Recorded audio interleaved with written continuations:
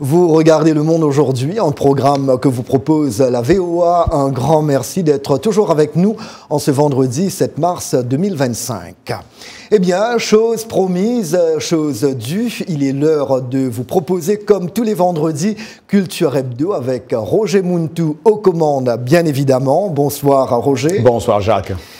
Alors, Roger, l'invité de cette semaine, en fait, pour vous dire, c'est Roy Ayers, pionnier de la néo-soul, est mort à 84 ans. Oui, hein, Jacques, triste nouvelle, hein, Roy Ayers, musicien américain, Jacques, musicien américain, considéré comme l'un des pionniers du jazz et de la néo-soul, est décédé à l'âge de 84 ans à New York des suites d'une longue maladie, a confirmé sa famille sur les réseaux sociaux. C'est avec une grande tristesse que nous annonçons le décès du légendaire vibraphoniste, compositeur et producteur Roy Ayers, survenu le 4 mars 2025, a écrit sa famille sur Facebook. Ayers, dont la musique mêlant soul et jazz a influencé le R&B, laisse derrière lui un héritage remarquable de près de 40 albums. Son morceau emblématique de 1976, Everybody Loves the Sunshine, a été samplé par des grands artistes du rap et du R&B, dont Dr. Dre, Tupac Shakur et Snoop Dogg et Mary J. Blige.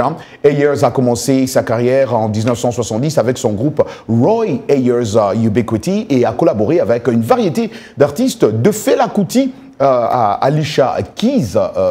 Jacques, c'est vraiment une nouvelle très triste, comme on dirait, en tout cas, paix à son âme.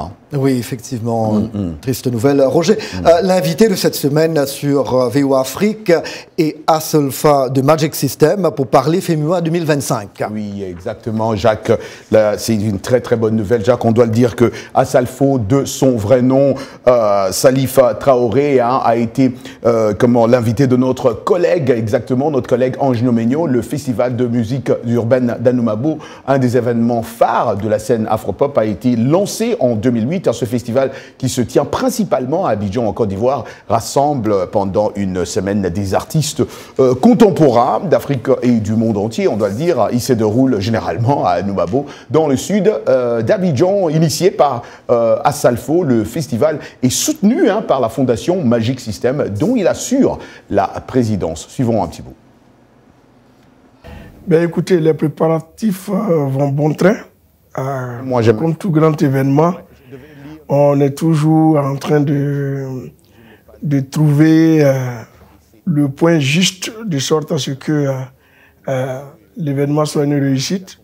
Bien vrai que ça fait 17 ans que le FEMUA existe. On se dit toujours, est-ce qu'il y a telle chose qui est réglée ou telle chose qui n'est pas réglée?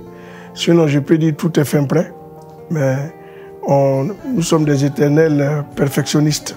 Donc on est tout le temps en train de toucher quelque chose. Voilà. Alors par rapport à l'édition précédente, est-ce qu'il y a des innovations? Est-ce qu'il y a des choses qui vont entrer en cours de compte? Oui, il y a des innovations. C'est ce qui fait le charme du FEMUA, c'est que chaque année on veut apporter un plus. Chaque année on veut apporter une petite innovation. Et pour cette année, vous avez vu avec le thème, c'est vrai qu'on aura des activités sur le site. Mais en dehors de ça, par exemple, le tournoi de football qui va opposer tous les partenaires, les corps constitués, cela va montrer une fois de plus que la musique est transversale et qu'elle peut s'associer avec le sport pour passer le même message. Donc la grosse innovation, c'est ce grand tournoi des partenaires qui va se jouer sur le site du FEMUA. Peut-être qu'un de ces quatre, un jour, nous irons aussi à Abidjan, Jacques. J'aurais bien aimé. Merci beaucoup, Roger Muntu. Bon week-end à vous. Bon week-end à vous aussi. À très bientôt. Merci. Au revoir. Ouais. Cap maintenant sur l'Éthiopie pour vivre.